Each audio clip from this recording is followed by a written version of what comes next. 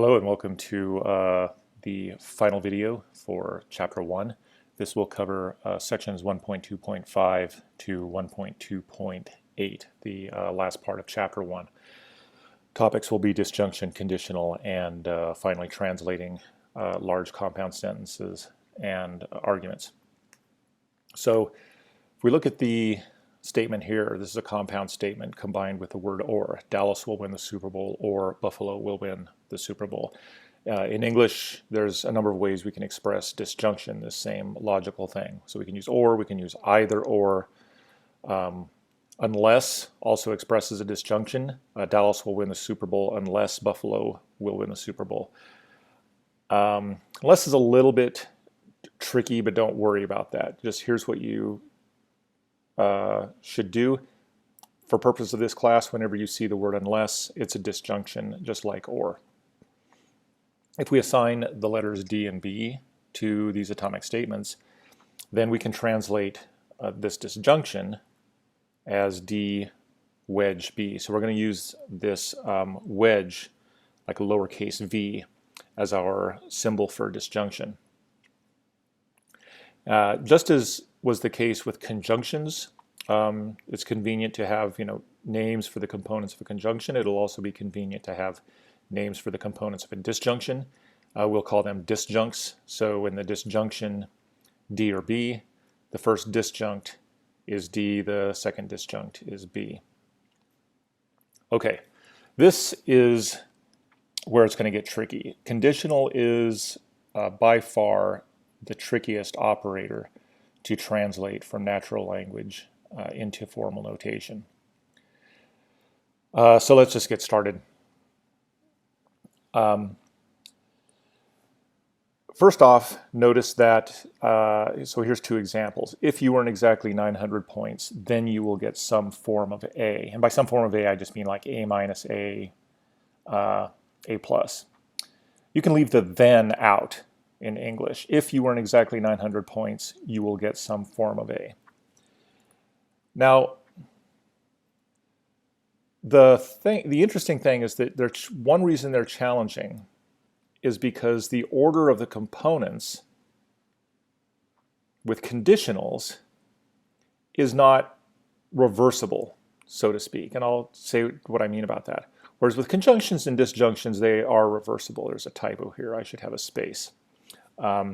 Here's what I mean by this when I talk about reversible. If I say roses are red and blue, roses are red and violets are blue. That's the same thing as saying violets are blue and roses are red. So you can switch the order of the conjuncts. You can reverse the order of the conjuncts, and the statement basically means exactly the same thing. Same thing with disjunction. The Cavs or the Warriors will win. The Warriors or the Cavs will win. Doesn't matter. Those mean the same thing. And that's similar with arithmetic operators. With some of them, I'll get to that. Not all. 5 plus 3 is the same as 3 plus 5. 2 times 7 is the same as 7 times 2. So some operators are order invariant, meaning you can just reverse the order of the inputs, or of the two things that are combined by the operator, and it doesn't change the meaning of the compound statement. That's not true for all operators, though. So subtraction is not reversible in that way. 5 minus 3 is not the same as 3 minus 5. 2 divided by 7 is not the same as 7 divided by 2. The same thing is true of conditionals. You can't just reverse the order of the components in a conditional and get something that means the same thing. So here's an example. If you are a billionaire, then you can afford donuts. That does not in any way mean the same thing as if you can afford donuts, then you are a billionaire. Okay? Those do not mean the same. So the order is not reversible. That's what that means. Now, since the order of the components of a conditional isn't reversible, okay, that means we need separate names. We need to be able to talk about the first one and the second one, because which one is first matters. We can't just put the first one second and change and have everything be the same. So, and that's different from conjunctions. With conjunctions, we could just call them both conjuncts. And with disjunctions, we could just call them both disjuncts because it didn't matter. right? Which was first, which was second. Well, since the order matters, here's what we're going to do. We're going to call one of the components the antecedent, and we're going to call the other one the consequent. Okay? And the symbol we're going to use in the logical notation is the horseshoe. And we're going to always, in our notation, put the antecedent first and the consequent last. So they're all going to look like this. Antecedent on the left, horseshoe, consequent on the right. Okay, so the formal notation, it's pretty straightforward. There's two components. They're not reversible. They have different names.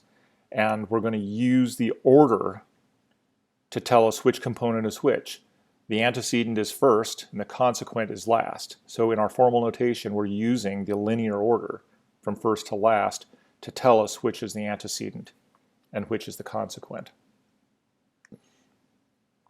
So there's two steps to translating a conditional. First, you have to determine that the English statement, or whatever language you're operating in, but we're using English, first determine that it is a conditional as opposed to some other operator. It's not a conjunction or a disjunction, and you'll do that by looking for the words like if, only if, and whatever. We'll get to that. So that's step one. Step two is determining, when you're looking at the English version, which component is the antecedent and which component is the consequent. Okay, and it's tricky because English doesn't use linear order. The antecedent isn't always first and the consequent isn't always last. Okay, there's another way, there are other ways you have to use to determine which is the antecedent and which is the consequent. So let's go first things first. How do you tell if it's a conditional? Well, you tell because of the words that are used, the operators. So in English, the common way is if then, like if A then B. You can leave the then out. You can just say if G H, but that's the same as if G then H. Obviously, you can also use if, but when the if isn't at the beginning, right? So K if L. Right? So an example would be, I could say, if I eat too much, then I'll get sick. But you could also say, I'll get sick if I eat too much. Okay. Another way that English codes this is with the word only if. M only if N. Okay, and there's some other ways too that are covered in the optional material. But these are the ones we're going to look at for the regular material. So how do you tell which component is the antecedent and which is the consequent? Well, there's two possibilities. Okay, so think of it this way. There's two possibilities. If we look back up here. Either in English, it's using the word if without an only, just an if by itself, not only if, or it's using only if. So if we go back up to this one, okay, this is just using if, that's just if, this is just if, but this is only if. Okay, so those are the two possibilities. It's either just an if, maybe if then, but it's not only if, or it is only if. Okay?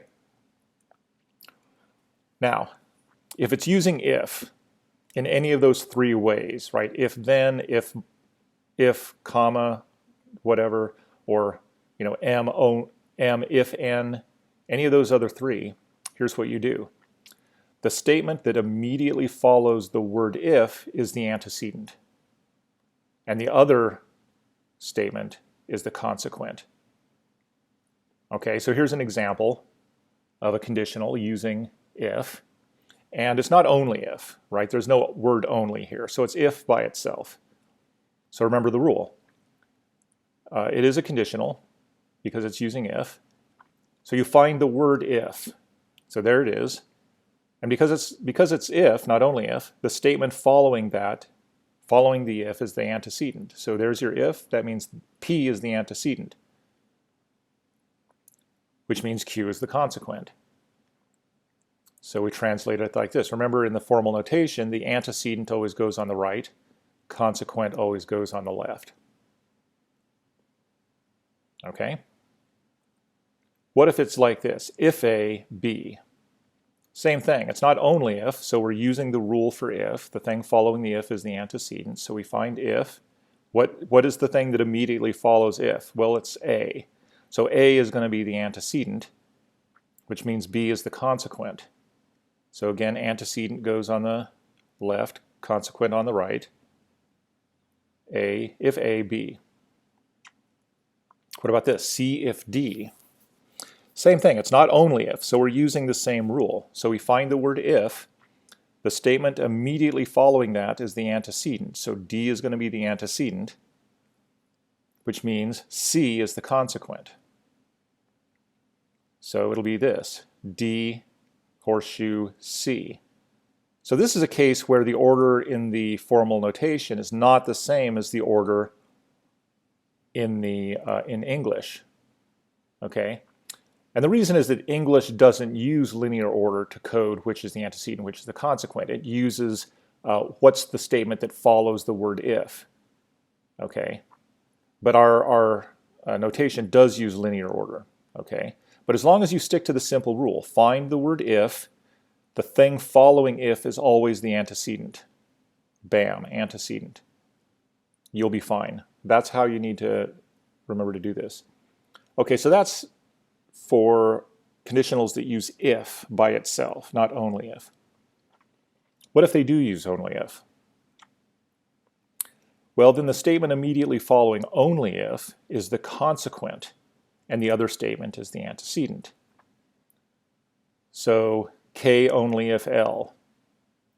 Okay, I'm going to leave early only if I get this work done by 5.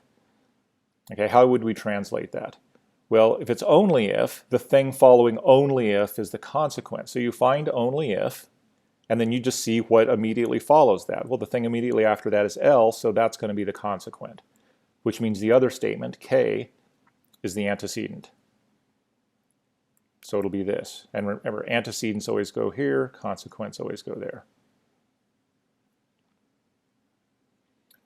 All right. So now let's do some examples. If you are a billionaire, then you can afford to buy donuts. Well, let's first assign capital letters to the two atomic statements, and then we can rewrite this as if B, then D. Now what we want to do is translate this into notation the rest of the way. So we know it's a conditional because it's using if then. So we can throw that down. Now we want to know which is the antecedent, which is the consequent. So where's the word if? It's not only if, so it's if, it's there. The statement immediately following that, the word if, is the antecedent. Well, B is what follows the word if, so that's going to be the antecedent, which means the other statement, D, is the consequent. Okay, straightforward enough. The sidewalks will get wet if it rains. So here's our atomic statements. We'll use S and R. Just rewrite this as S if R. It's a conditional because it's using if. Now we need to translate it. The word if is right here. The statement following the if is always the antecedent, so R is the antecedent. And so the antecedent will go first. So it'll be R horseshoe S. Okay. You can make bread only if you have flour. Here's our two atomic statements, B and F. Let's rewrite, plugging the B and F in for the statements they stand for in the original sentence, B only if F. Now, it's only if, okay? And remember the rule, if you have only if, the thing immediately following only if is the consequent. So F is the consequent, which means it's going to go last. So we're going to have B horseshoe F. Okay, so it's more complicated than the conjunction and the disjunction, but it's not too bad if you just remember the simple rules for doing it. So here's the recap. In English, Which statement is the antecedent and which is the consequent is not coded by linear order. The antecedent doesn't always show up first and the consequent doesn't always show up last.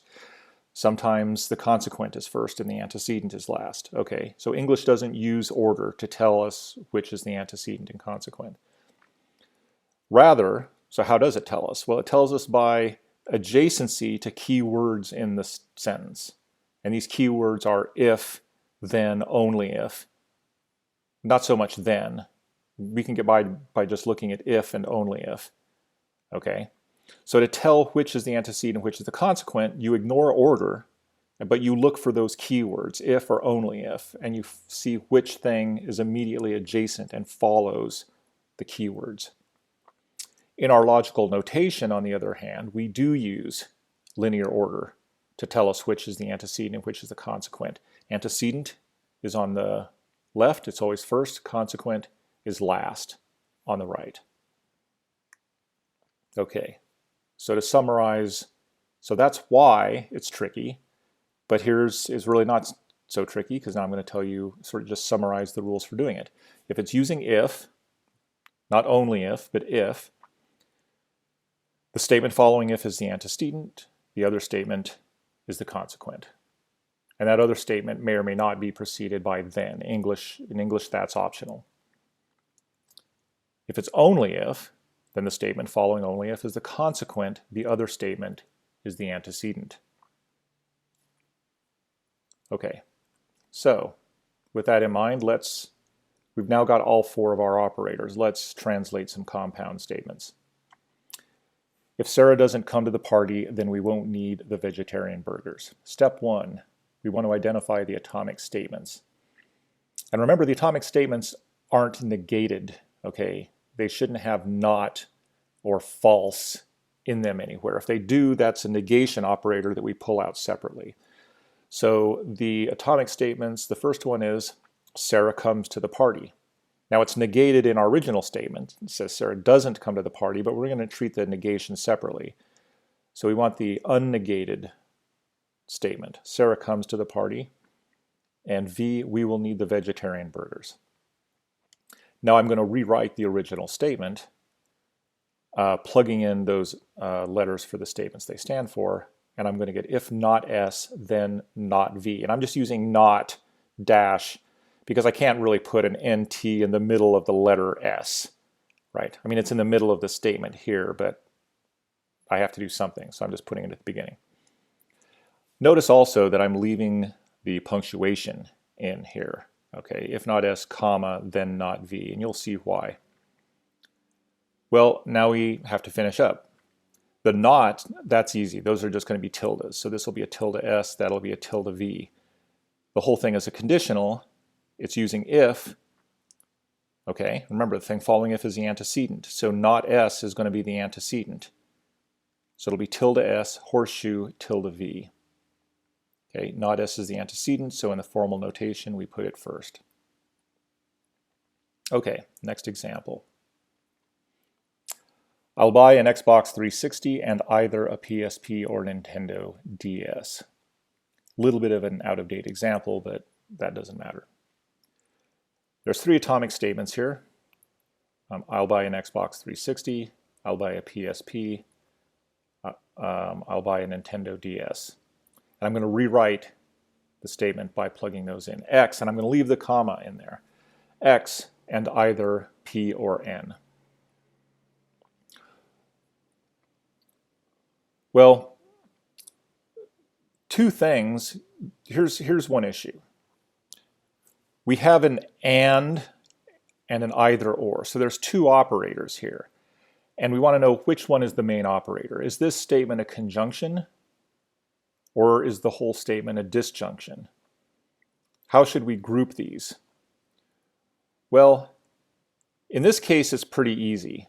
Because if it's either or, that gives us a clue, right? We do the grouping this way. It's going to be X and, so it's going to be a conjunction. The first conjunct is X. The second conjunct is this disjunction. How do we know that? Well, we know that in part because if we try to make the or the main operator, we would have to put the parentheses here, like by this X and by the P, and we would have the first statement would be X and either P, which is not grammatical, right? If someone just said X and either P, period, that doesn't make sense. So that's one thing that the word either actually is doing for us, is it helps us figure out which is the main operator. The other big clue here is this comma. So commas signal like breaks in a sentence, and breaks usually happen at main logical events like the main operator. So if there's a comma in the sentence, especially in this class, that's a clue that the operator next to the comma is the main operator. Okay, and the word and is the one next to the comma, so that's another clue that and is the main operator.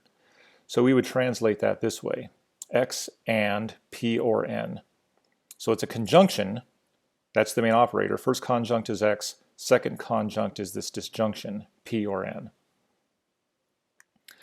But now suppose we didn't have either of those clues. We didn't have the comma and the word either wasn't there. Suppose it was just this: I'll buy an Xbox 360 and a PSP or Nintendo DS. Okay, so there's no comma and we've taken the word either out. Same three atomic statements, and if we rewrite it, we get this: X and P or N. Well, this is ambiguous. Okay, we have two operators, and or, conjunction and disjunction.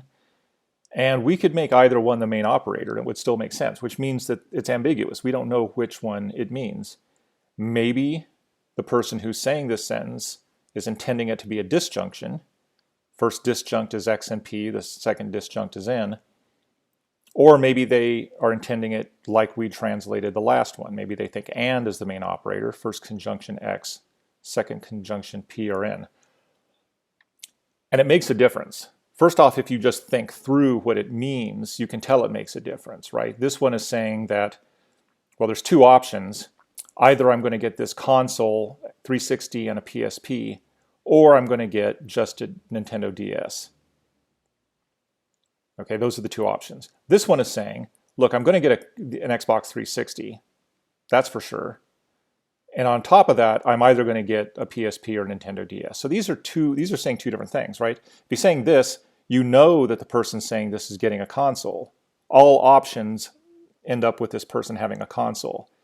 The only question is, which handheld will they get in addition? Person saying this may not get a console, right? Maybe they'll get a console, the 360 and PSP, or they might just get a Nintendo DS by itself. So these are saying different things.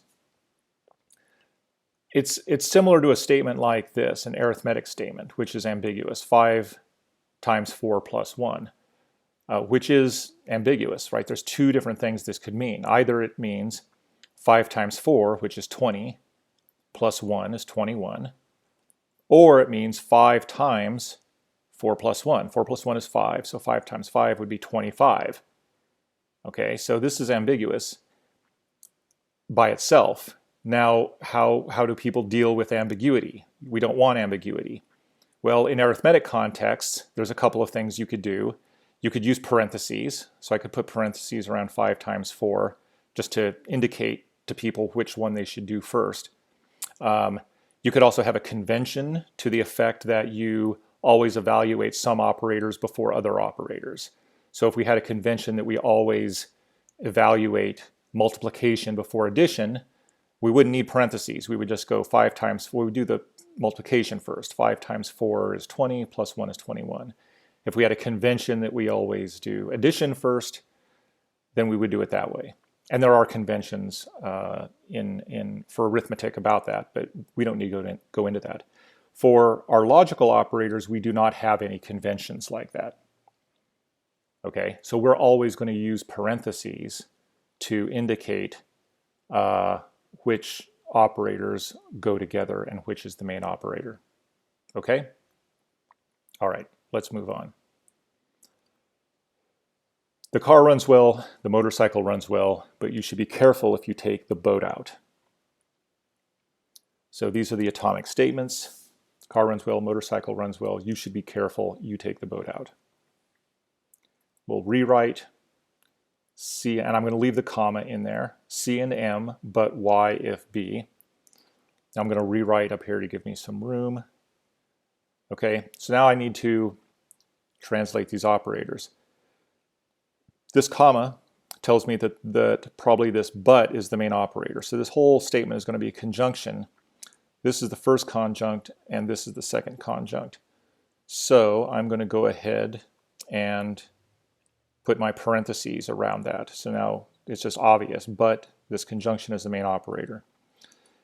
These ands are going to be easy. That's just a dot, that's just a dot. This is a conditional. So I have to determine, well, I'll do the dots first. I'll go ahead and do that since that's easy. C and M, but remember is a conjunction. Now I just have to translate this. If it's a conditional, it's using if. What's following the if? B. So B is the antecedent. So B is going to go on the left, C and M, and if B, then Y. Okay. Let's do one more example. Actually, we'll do more than one. Either you will get a fine or you will have to do hard time if you don't pay your taxes and you don't file an extension. Here's the atomic statements. You will get a fine, you will do hard time, you pay your taxes, you file an extension. I'm just going to move everything up to give me some room to work. I'm going to rewrite the original statement, plugging those in, leave the comma in, and already I can tell the comma is next to if, so this whole thing is going to be a conditional. Okay. One of the components is here, one of the components is there. I'll figure that out later. But for now, I'm just going to put them in parentheses just to remind me that the whole thing is a conditional. These are easy. This is a disjunction, so this will just be F wedge H. That's a conjunction, not T dot, not E. So those will be easy. I'm going to go ahead and do those now.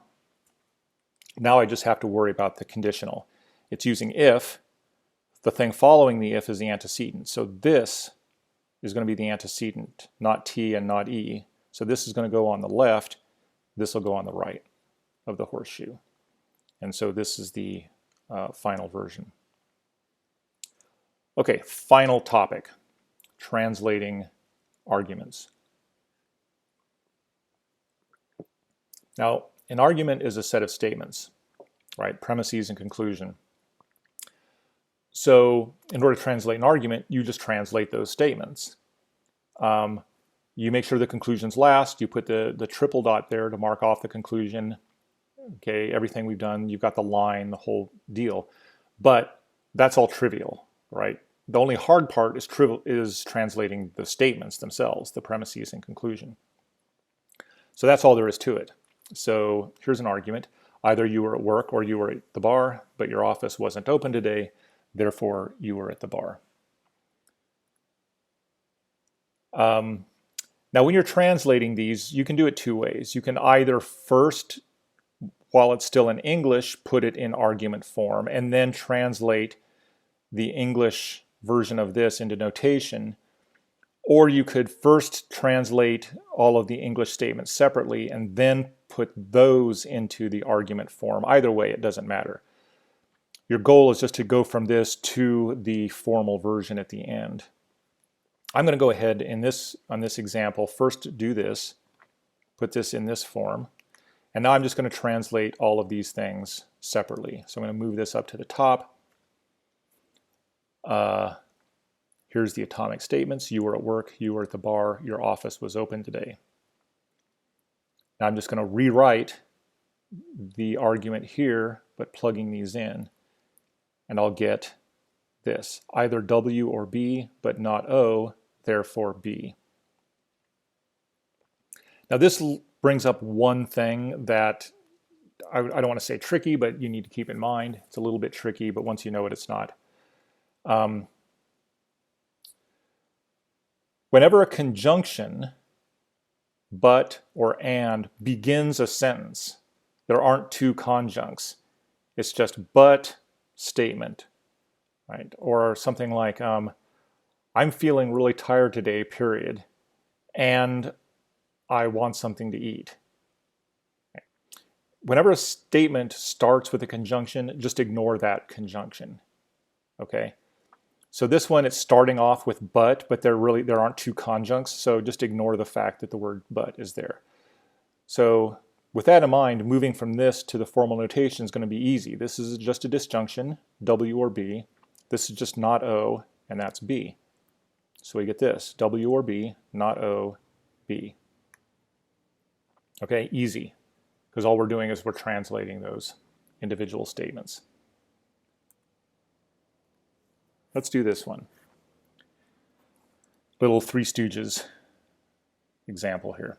If Moe slaps Larry upside the head, then Larry will slap Curly upside the head, because that's just how the Stooges are. Curly will hit Moe with a hammer only if Larry slaps him, Curly, upside the head.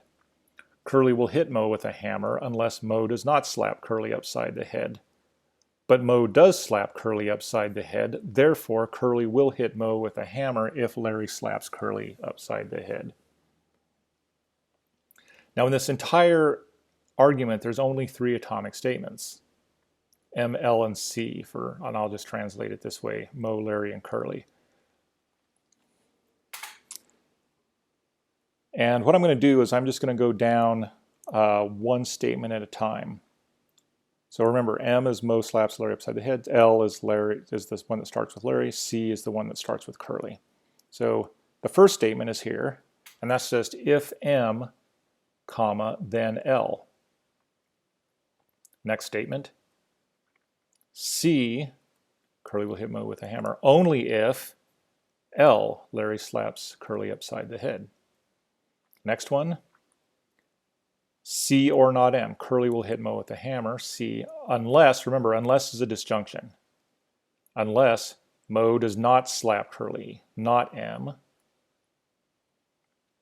but Moe does slap Curly, but M. Therefore, C if L. Okay, so now we've isolated the different statements and translated, sort of half translated each statement. I'm going to go ahead and rewrite these up at the top to give me some room. If M, then L, C only if L, C or not M, but M, therefore C if L. And okay, so now all we have to do is do these. These will be easy for the most part. If M, then L, that's going to be a conditional. What's the antecedent? Well, what follows if? M follows if. So M is going to be the antecedent, L the consequent. So it's going to be M, horseshoe, L. C only if L, another conditional. What's the antecedent and consequent? Well, it's using only if. The thing following only if is L. So L is, the thing following only if is the consequent, always, which in this case is L, so is going to be C horseshoe L, because L is the consequent. C or not M, that's just C wedge tilde M. But not M, ignore the but, that's just M. Therefore, C if L, another conditional. We're using if, the thing following if is L, so L is the antecedent, so L is going to go on the right. Okay, so if you remembered all those, this is what we have. If M then L, M then L, M is the antecedent. C only if L, L is the consequent because it follows only if, so we made it the consequent here. C horseshoe L. C or not M, C or not M, but M, that's just M. Therefore, C if L. Well, it's if, the thing following if is L, so that's the antecedent, L is the antecedent. So antecedent goes first, L horseshoe C, and there's the argument. Okay, and that's all there is to it.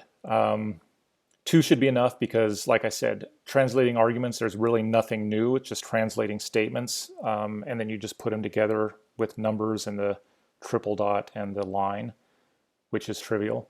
So that's it. That's the end of Chapter 1. Study hard, and good luck on the quiz and the final.